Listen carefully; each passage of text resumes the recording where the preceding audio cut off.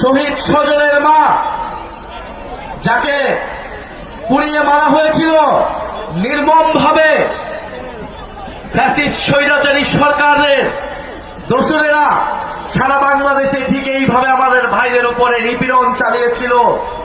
সেই শেখ হাসিনাকে 10 বার ফাঁসিতে ঝুলালেও তার অপরাধ আসলে কমবে না, তার ক্ষমা হবে না। বাংলাদেশের মানুষ কোনোদিন ক্ষমা করবে না শেখ হাসিনাকে, কোনোদিন ক্ষমা করবে না আওয়ামী লীগকে, কোনোদিন ক্ষমা করবে না কোন ধরনের রিফাইন্ড আওয়ামী লীগকে। প্রিয় ঢাকা জেলাবাসী, আজকে ঢাকা জেলাবাসীর পক্ষ থেকে আমাদেরকে শুভেচ্ছা অভ্যর্থনা জানানো হয়েছে। ঢাকা জেলায় 5টি উপজেলা রয়েছে। আমরা মনে করি এই উপজেলাগুলো থেকেই আগামীতে ঢাকার নেতৃত্ব তৈরি হবে।